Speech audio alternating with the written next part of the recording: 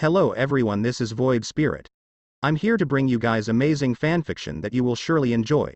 But before we start, please subscribe and like the video for more amazing content. CH56. Resting Diablo, Benimaru, Shuna and the rulers had agreed to talk to the man named Roy. Diablo made a table with chairs for everyone to come up and they all sat down. Explain. Benimaru said impatiently and Roy started talking. They talked for a while and Roy answered all the questions truthfully. The men Roy killed were soldiers from the Lasuki nation.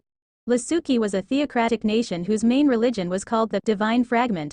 The main belief of this religion was that the Lasuki god had died and his soul was inherited by mankind. This religion also took all races as enemies and used everything at its disposal to exterminate or enslave them. Lasuki held 90% of the territory of the other continent, which was called the Shield Continent. The country was ruled by 8 humans named Celestials. The religion believes that these 8 were the ones who received a bigger piece of God's soul and therefore became rulers. Roy did not know much about the rulers, but stories said that they were immortal and super powerful. Of course, nothing was confirmed. In the country of Lasuki, monsters and demi-humans were all enslaved or killed. This country grew stronger by dominating other countries around it and today, besides powerful soldiers, it had advanced technology. Just as Roy said before, he was a member of the Resistance. The Resistance, as its name implies, is the last country to resist Lasuki's invasions and occupied the other 10% of the continent. This nation was made up of free monsters and demi-humans and was located in the extreme southeast of the continent. About 1% of the population of this country were humans seeking to coexist with non-humans, and most of these people infiltrated Lasuki to gather information and the like. Roy was one of these people. The resistance forces were far inferior to the Lasuki theocracy, but there was a reason why they could not invade. In the north and west of the territory belonging to the resistance, there was a mountain range that made it impossible for an army to pass. While in the south and east there was a sea full of dangerous monsters. The mountain range was extremely high, so the only way to cross it was through tunnels and caves. There were so many interconnected tunnels and caves that it could be considered a labyrinth. If that were all, it would be possible to get through with an army, but these tunnels contained a large amount of powerful monsters, so an exercitator would suffer heavy losses, or not get through at all. It was a natural defense for the resistance. Lasuki tried to go over the mountains once. They used dictagibles and sent only their elite soldiers, but even this was not possible. For something stopped it, the one who rules the mountains. I saw him that day. A gigantic dragon with yellow scales. Just looking at him felt as if my heart would come out of my mouth. That overwhelming, calamitous pressure. Roy shuddered as he spoke. It only took one breath. His breath was as bright as the sun itself and melted the airships as if they were nothing. Not even the Lasuki elite were able to face him. After we discovered its existence we began to call it, Yellow Dragon. From what Roy explained, the Yellow Dragon did not like anyone crossing the skies near his domain and would annihilate anyone who did. Not much else is known about him. Since the Lasuki nation could not attack the resistance, they decided to look for new lands to conquer. They created a new technology to search for new lands. At first they discovered only islands, but then they discovered the continent that Tempest is on. Then they also detected El Dorado and the polar continent. They want to dominate everything. I was undercover at the time they decided to come to this continent, so I warned the resistance. When they learned what was happening they gave me orders to come along and ask the people of this continent for help.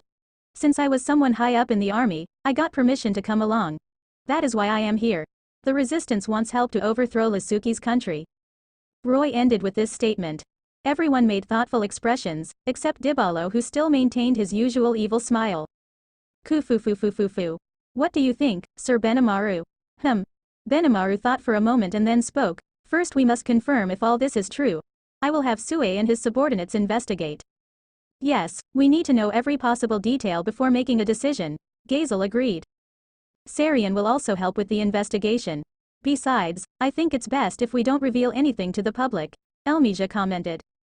Yes, we didn't know what reactions this might cause. Raymond spoke up. After some more discussion, they decided that Raymond would stay in Tempest under surveillance and in a month's time they would all meet again. If this was really true, then Rimuru would not like this one bit. Demi-human and monsters being mistreated out of sheer prejudice. They were going to have to take some action. That's what Rimuru would do. 20 days had passed. Sue with the help of teleportation spells and various other things was able to investigate the Shield continent with ease. His investigations revealed that everything Roy had said was true. At the moment, Benimaru and Diablo were in a meeting discussing Sue's report. They were in a room in the labyrinth, when out of nowhere a magic circle glowing red appeared at their feet. Benimaru immediately pulled out his katana as he thought it was an attack, but Diablo seemed happy for some reason. Kufufufufufufufufufu, great, truly great. Diablo commented to himself.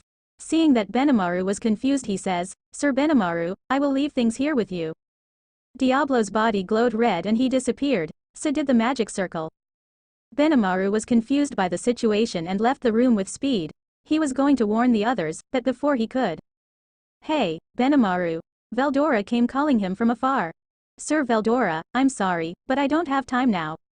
Wait. I got a message from Rimuru. What? How? Apparently it was through the soul corridor or something. But that's not the point. He said he had a message for you and the others. It went like this.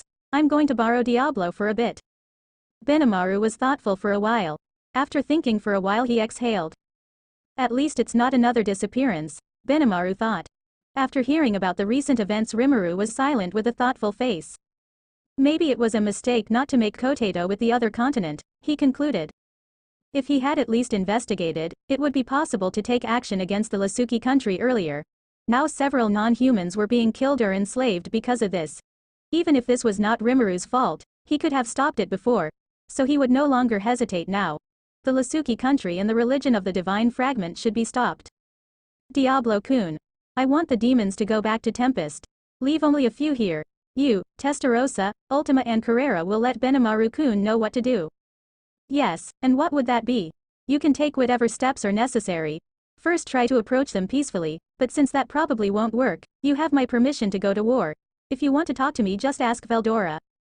That was Rimuru's decision. It would be difficult to resolve this without using force.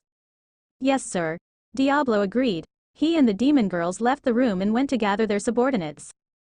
Filled circle, come on, Tio-san, Sakura-san, Yu-san, do it. Yes. Okay. Hajime, Kaori, Yu, Sakura, Shia and Tio were all standing in a grass field. Kaori was rushing the girls to do a magic that she had insisted for. This magic was to transfer Kaori's soul to another body.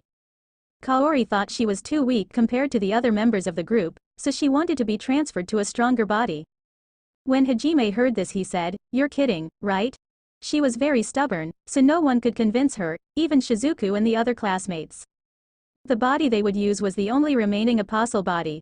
This body was left to be examined by Seal, and since it had already been analyzed it had no further use. So they took this body to make Kaori stronger. Sakura, Tio and Yu did the magic and removed Kaori's soul from her body. Immediately they put the soul into the apostle's body that was on the ground. After a few seconds, Kaori, now in the body of an apostle stood up. She had a cold look on her face and everyone looked at her cautiously. Kaori. Just kidding. Kaori jumped up and her usual gentle expression returned. The others exhaled after seeing her face. And so, Hajime-kun, how am I doing? Kaori asked and spun around. Ah, it's weird seeing you in another body, especially since it was an enemy, but I can tell it's you. Really? How? Kaori tilted her head in a cute way. Her silver hair swayed as she did so. Hajime scratched the back of his neck in shame. It's your smile, he declared reluctantly. What? Kaori put her hands to her face trying to hide her flushed cheeks. Oh, really? Kaori-san's smile is unmistakable. Shia agreed with Hajime's words. I agree. Yes. You, Sakura and Tio also agreed. Kaori's gentle smile was unmistakable no matter in which body. Stop talking that. Kaori shouted in shame. Filled circle, I'm exhausted. Rimuru said and threw himself on his bed. He had just talked to Veldora and asked Tempest to summon the demons back. The demons had returned to Tempest and Rimuru was relieved. He had forgotten what it was like to deal with them. Rimuru always had to stop them from killing someone or doing other reckless things. Phew, Master handled that well. Seal said and lay down beside him. She lay with her head on his chest and Rimuru stroked her hair. You think so? Yes. Seal easily agreed. Rimuru put his hand on her chin and moved her face so that he could look at her. Rimuru kissed her and Seal returned the kiss. He put his hand on her waist and they kissed for a while. When their lips parted for a few seconds Seal cast a seductive glance and spoke. Master, Chloe and Sakura will be a while to come back. Rimuru was confused.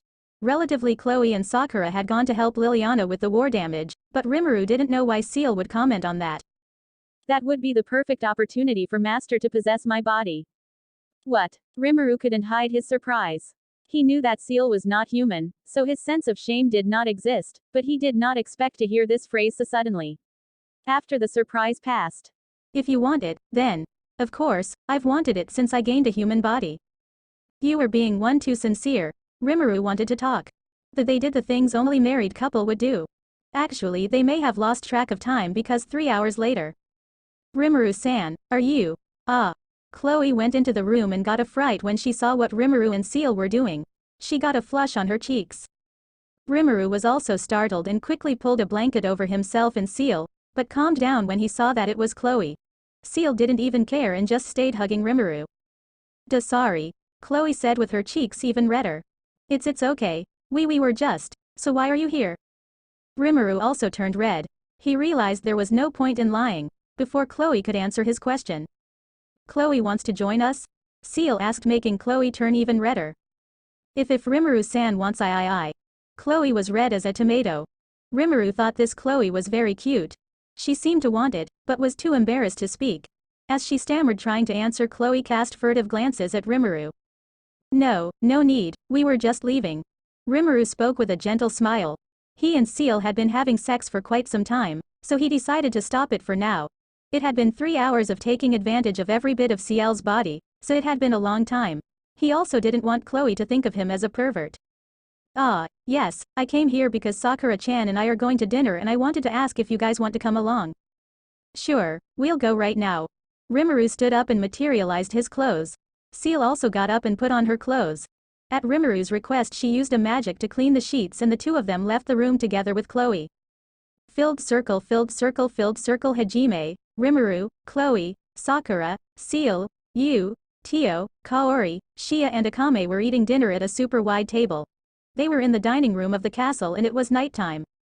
After switching Kaori's body, Hajime fixed the barrier and also informed the guild that the request to deliver Myu was complete. Halfway there he talked with Shizuku and Yu eventually revealed that Kaori had already climbed the stairs of adulthood.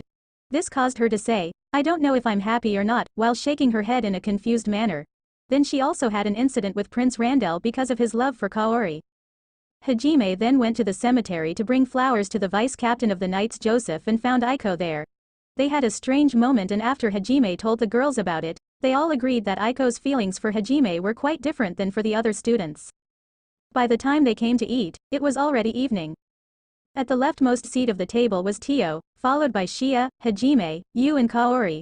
On the other side of the table the sequence was Seal, Rimuru, who was with Chloe on his lap, Sakura and Akame. The reason Chloe was in Rimuru's room was because he wanted to pamper her a little after she saw him and Seal in the room. Chloe didn't care, but Rimuru wanted to pamper her anyway. Ufufufu, Rimuru-san is really thoughtful. Chloe said and put her arms around Rimuru's neck. Rimuru put his hand on her waist and they kissed. Now let's eat, okay? Rimuru said as their lips parted. Chloe agreed and got off his lap. She sat down next to Akame and began to eat her meal. The others were already eating and Rimuru began to eat. As they ate the group talked about what they were going to do from now on and also about Aiko's crush on Hajime. I never thought my brother would be a great pickup. Even Sensei couldn't resist his charm. Dopan Hajime shot at Rimuru, but did no damage. Oh, you really got strong. Rimuru praised him and went back to eating. Of course Hajime was strong. In addition to his evolution to saint, he had recently applied Magistel to his weapons to strengthen them. Tisk, I still want to kill this cheater. Hajime made his usual comment, besides who are you to talk? For all I know, besides Chloe, Sakura and Seal you still have a whole country of girls wanting you. Fufu, he's got you, Rimuru. You agreed with Hajime. Well, what can I say? Hajime's words were true. Any girl from Tempest would wish to be with Rimuru. Hearing this from Hajime he had no way to refute it. The only thing he could say was, but don't make fun of yourself, with your quiet manner and chunny style you can win over any girl. It's really like the protagonists of the isekai anime out there. Dopan Rimuru received another shot from the irritated Hajime. The girls watched this brother fight scene with smiles on their faces. After a while the students appeared in the hall and were hesitant to sit down to eat. The group just ignored them. Only Kaori reacted and called Shizuku to sit beside her. Seeing Shizuku sit down, the other students followed suit. Hajime, ah. Yu held out her fork to feed Hajime, he ate and made a satisfied expression. All the students stood watching this scene. Me too, Hajime-san. Ah. Me too, here, Gushin-sama. Shia, Kaori and Tio stood their forks excitedly.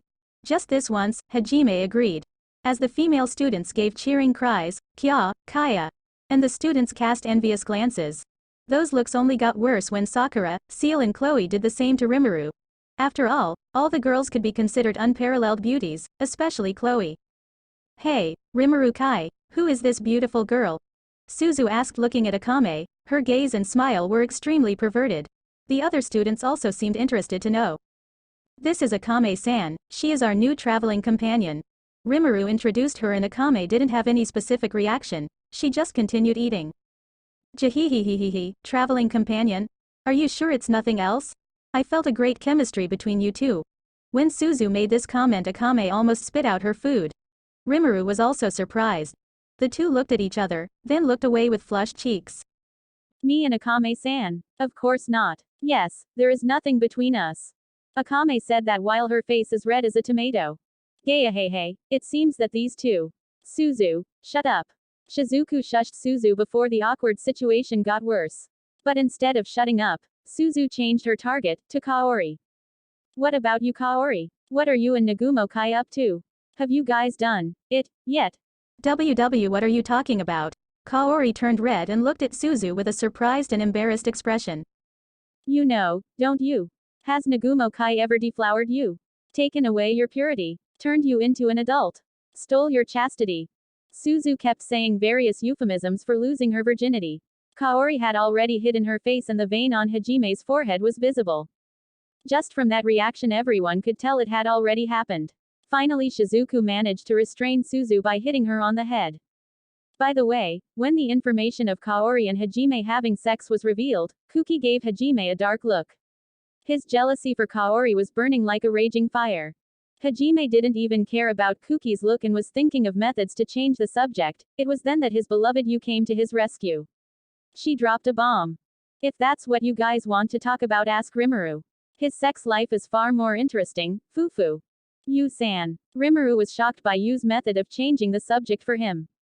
All the students looked at Rimuru and the girls wondering what Yu was talking about. Many were also casting hateful glances at Rimuru that seemed to say, how dare he lie with the goddess? That would be Chloe. But Yu didn't stop there. Several hours, right, and with more than one of them. Rimuru must have more interesting things to talk about. Besides.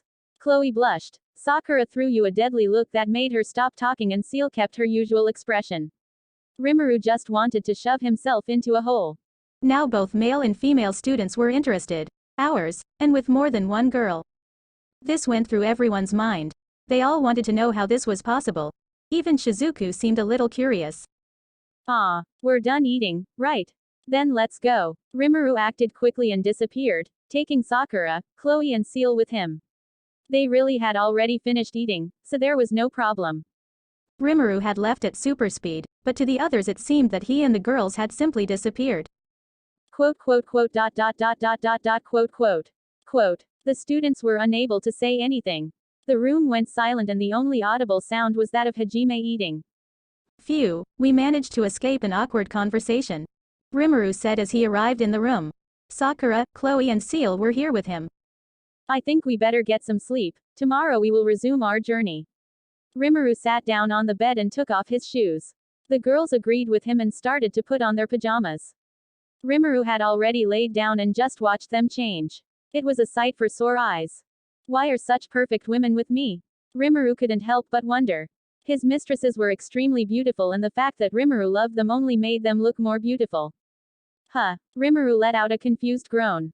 That's because Sakura, who was putting on her pajamas, didn't put them on. She just took off her clothes and jumped naked on the bed. Before Rimuru could say anything, Sakura flipped over and stood over him. Sex, now, Sakura said, placed her hands on his chest. She seemed to say, you will not run away. What? Not only Rimuru, but Seal and Chloe also looked surprised. What? I want sex with Rimuru-san. Sakura said, looking at Rimuru like a predator. But Chloe and Seal, if they want they can participate too. I just know I want to do a lot of kinky things with you. I was being patient since Seal hadn't had her turn yet, but now.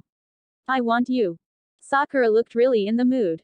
Rimuru then looked at Chloe and Seal to see their reactions. Chloe looked embarrassed, but Seal looked ready for anything. Rimuru blushed, especially after Sakura added, "It doesn't matter what position." But, if the girls aren't in the mood, how could that happen? With Rimuru-san as our beloved, we are always in the mood. You're sexy. That's the first time I've heard that. Chloe and Seal were nodding in agreement. Rimuru had already been described by many people as cute-looking, but never sexy. Hearing Sakura call him that made him blush even more. What do you mean? They're saying that any time I want. Oh, my life will be so much better from now on. Okay, then let's do it. Rimuru turned Sakura over on the bed. Foo-foo. Sakura laughed and helped him take off his clothes. Chloe and Seal also joined them. This is going to be a great night, Rimuru thought. The moon. Hajime was looking at the moon from the balcony of his room. He was having trouble sleeping, so he got up a little. He was looking at the moon and thinking about how hectic things have been these past few days. Normally Hajime would not be the type of person to stare at the moon. Hajime was immersed in thoughts when he heard a voice behind him. Hajime. You. There was his beloved, you. She was wearing only a t-shirt and rubbed her eyes as she gave a small yawn. Did I wake you up? No. You moved closer to Hajime as she stared at the moon. She hugged herself around his waist and Hajime stroked her hair. Is everything okay? You asked and looked at him deeply. Yes. I was just thinking about how far we've come. Even though it hasn't been that long, it feels like it's been years since we were in Orcus. It really had been weeks, but so much had happened that his sense of time was messed up. I understand. You blew Hajime a kiss and continued to stare at the moon next to him. They were silent for a while and then you called out to him. Hajime. I love you. I love you too. Hajime and you kissed once more. A few seconds later they decided to go back to their room and lay down to sleep. CH57. The Howlia reappear. I'm tired. That was great, Sakura said panting. She was all sweaty and lay with her head on Rimuru's chest. Chloe and Seal were also lying on the bed, but they weren't hugging him. Chloe was lying on her side with her legs tucked up and Seal was lying on her stomach. Both were naked and sweaty. They were like that because they had all just had sex. I'm glad you liked it, Rimuru said in an embarrassed way. He hugged Sakura and kissed her. Rimuru-san. Don't you want to, hug me? Chloe asked embarrassed. Rimuru smiled and made a clone to hug her from behind. Foo-foo, I didn't think Chloe would be so sassy in sex. Seal commented and Chloe let out a confused groan. Rimuru once asked Seal what she kept doing when he was having sex with Chloe, and Sakura and Seal answered him, I shut down. Apparently this was a state in which Seal was totally unaware of things happening in the outside world. Why? Apparently Seal couldn't stand seeing the girls taking advantage of Rimuru, but they were over it. Because of this disconnect, Seal didn't know what Rimuru and the girls' nights were like. But now that she was together, Seal knew. Hence the comment about Chloe. Do what Seal-san is talking about. I didn't do anything. Chloe put her hands to her face trying to hide the fact that she was blushing. Ciel's right, Chloe, you were pretty bold. Those things you said, how was it? I like having Rimuru-san inside me. Sakura's comment made Chloe shout, no, don't talk about it. And hide her face in her pillow. The others smiled at seeing Chloe like that. She's so cute, thought Rimuru. He wanted to just hug her and never let go. Chloe. Rimuru-san, it's not like that. I'm not a pervert. She interrupted Rimuru and tried to explain herself, but really Rimuru would not label her in such a way. I know. Chloe talks those things to me, right? Well, maybe. Chloe hid her face once again. Rimuru already knew that. She spoke those things because she thought Rimuru would like it. Then the pervert should be me. Because I love it when Chloe says these things. And I also love it when you get embarrassed like this. It just makes you cuter. Rimuru said and hugged Chloe by her front. No, Rimuru-san is not a pervert. Wait, you called me cute? Chloe asked totally red. Yes, Chloe is extremely cute. Chloe upon hearing this put her head on her chest and laughed embarrassedly. Rimuru-san said I'm cute. She hugged Rimuru tightly. If Master wants to praise me too, I'll be happy. Seal said as she felt left out. Sakura didn't say anything, but she seemed to want one too. Ah, Sakura and Seal are beautiful too. Just looking at you two, my heart stops. The two hugged the other Rimurus tightly. Satisfied smiles could be seen on their faces. These words could be considered generic, but the sincerity in Rimuru's voice made them happy. Rimuru slept cuddled up to his loved ones. Everyone had smiles on their faces. Filled circle, filled circle, filled circle, how beautiful. Shizuku spoke as she looked at the afternoon sky. At the moment Shizuku was on the deck of an airship made by Hajime and Rimuru. This airship was extremely well made, having a kitchen, bathrooms, dining room, several rooms, and even a workshop. This was only possible because Rimuru and Hajime worked together. This was their masterpiece. This airship had 2 floors and yet it didn't cost much magic power to make it fly. When Shizuku asked Hajime why he didn't use this before, he said, "It's normal for flying vehicles to take a while to appear," and Rimuru agreed saying, "It's common sense." Shizuku didn't even know what to say at that moment. From the looks of it, the brothers had the same sense of romance. "Ah, so you were here." Shizuku heard a voice and saw Kuki coming down the stairs. "Kuki, hi. How are the others?" "Hi, Ryotaro and Suzu are eating, Shia-san is cooking. Lily is in her room, Nagumo is flirting with Kaori and Yu-san." "I see, what about Rimuru-kun?" "Rimuru is sleeping, Sakura-san, Chloe-san and Seal-san too." That was what Kuki thought, but in fact Rimuru was not sleeping. He was doing with the girls the same thing he did last night. Shizuku also thought it was strange that they were sleeping in the afternoon, but she didn't say anything. They talked some more and the main subject was Hajime. But before they could finish their conversation. Huh. What? Shizuku and Kuki felt the ground shake. They realized that the airship changed its course. This was strange, as Hajime said they would reach their destination without maneuvering. The two went up to the main room, where the others were. "What happened?" Shizuku asked as she entered the commode. She saw Hajime, Shia, Yu, Tio, Lily, and some of her guards, Ryotaro, Suzu, Akame, and Rimuru. "Rimuru-kun? Weren't you, sleeping?" Shizuku asked, avoiding looking at him. Why this reaction? Is she blushing? Ah, she knows what I was doing in the room. Should I have been more discreet? How embarrassing. Damn, now I'm blushing too. "See, yes, I just woke up," Rimuru said and looked away embarrassedly. Hajime found this exchange of words between them strange, so he decided to answer Shizuku's first question. "You have Imperial soldiers fighting demi-humans down there. That's why we changed course." Hajime turned on the big screen and showed the view from a camera he had implanted outside the airship. Some Imperial soldiers appeared fighting demi-human. These demi-human were either tigers or bears. They were fighting around something that looked like a cage. But most of the soldiers were actually chasing some girls of the Rabbitmen race. "We have to help them. Let's go down." Kuki spoke in a determined manner. However, no one answered his words. Shia seemed to notice something. "Hajime-san, they are." Yes, I think you're right." Hajime zoomed in on 2 women of the Rabbitmen race. Kuki, seeing this, felt like a hero who had to save the bunny girls from the evil soldiers. "Oi, Nagumo, what are you doing standing around? Aren't you going to do anything to help them?" "Wait a little bit, could you shut up for a second? Thanks. Hajime-san, if they're that far out of town they might be out of control again." Shia simply ignored Kuki. Hajime looked thoughtful and Rimuru then spoke up. "I agree with Shia-san, and since we are the leaders of the Halia, even if against our will, we should at least find out what's going on." "Yes, I guess so, but they don't need our help anyway." "Nagumo, what are you talking about? We have to help those helpless little bunnies." "Helpless? Those are Halia." Kuki was confused, but before he could say anything. Lily let out a startled yelp. That's because on the big screen it showed several dead Imperial soldiers. In addition, 2 of the bunnies had knives with blood on their hands. In fact, one of them was licking her knife. Seeing that their colleagues were dead, the other soldiers started to attack the girls from the rabbit tribe. Their numerical advantage was overwhelming. However, before the soldiers could reach them, several silhouettes emerged from the trees around the soldiers. These silhouettes turned out to be more of the Halia.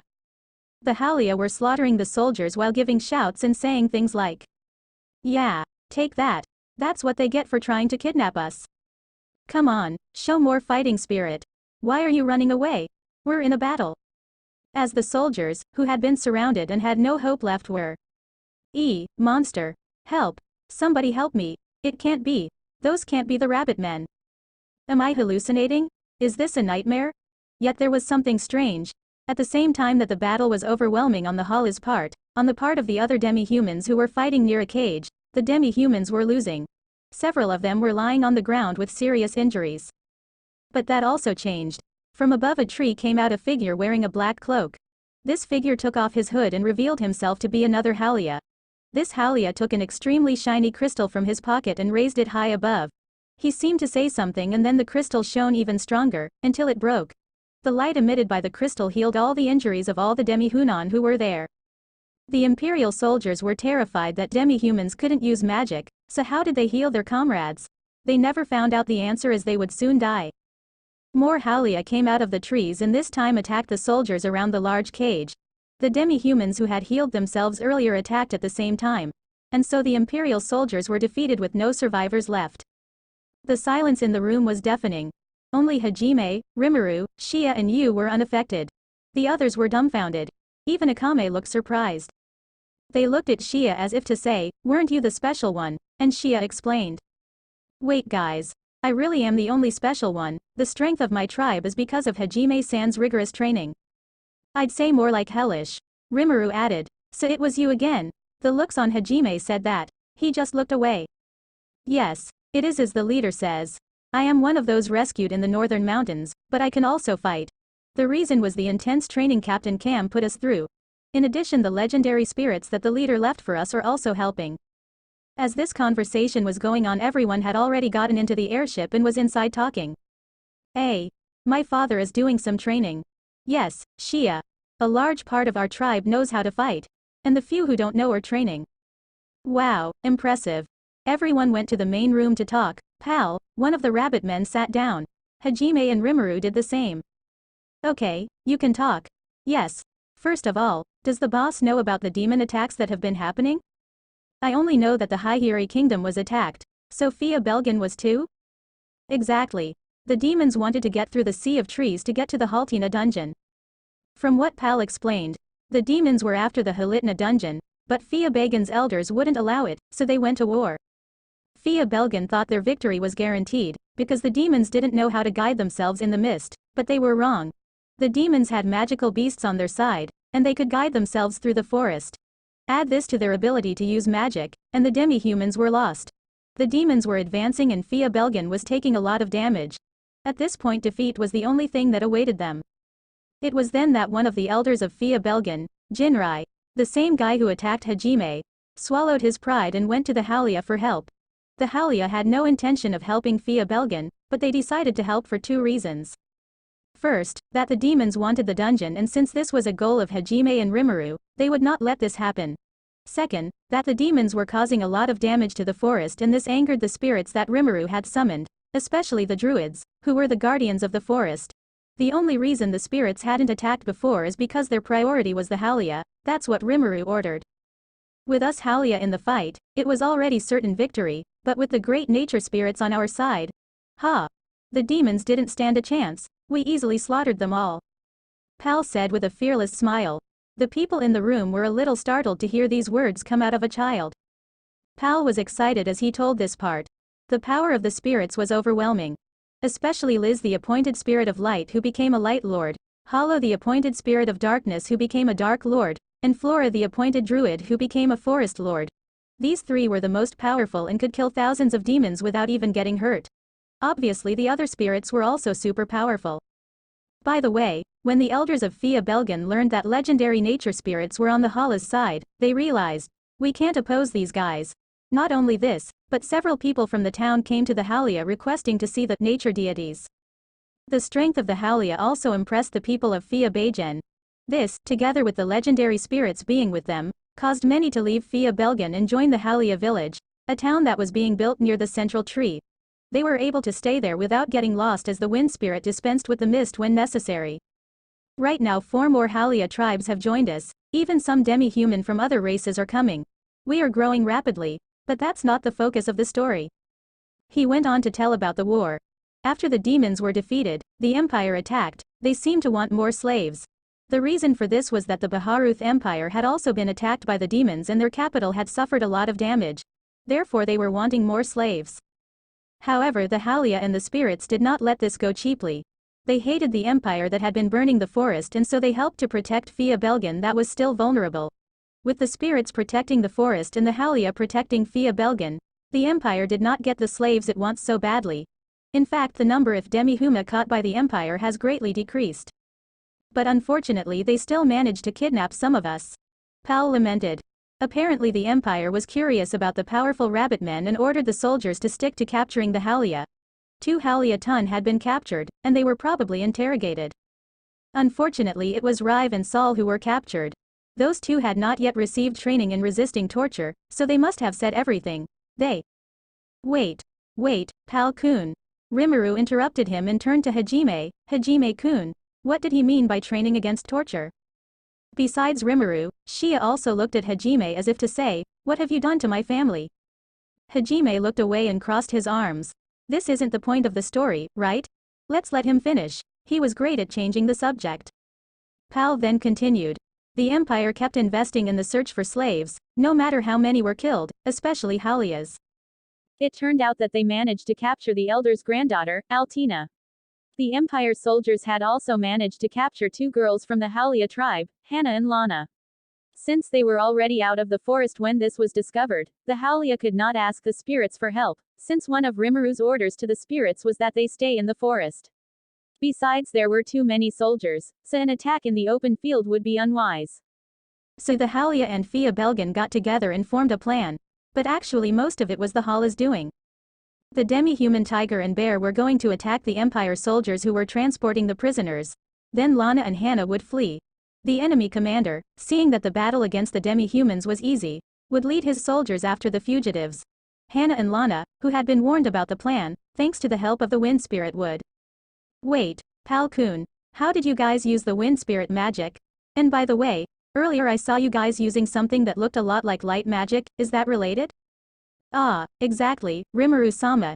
You see, there is a crystal in the Haltine forest that everyone previously thought was of no use.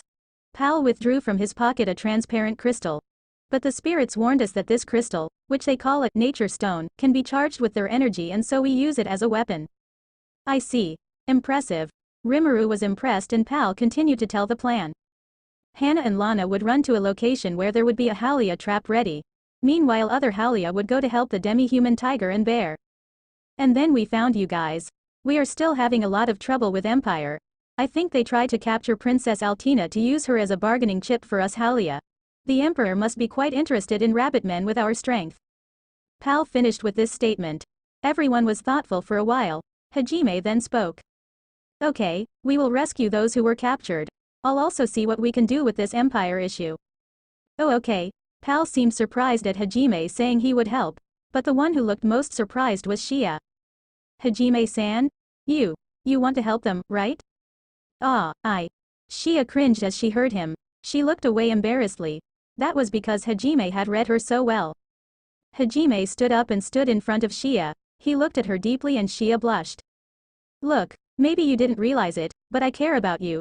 If you want something, tell me and I won't hesitate to do my best. Hajime-san. Shia's eyes sparkled. Hajime said she was important, and that couldn't have made her happier. I want to help my family. It may only be a little, but I want to. She said what she really wanted. See, it was so hard? Hajime stroked Shia's rabbit ears.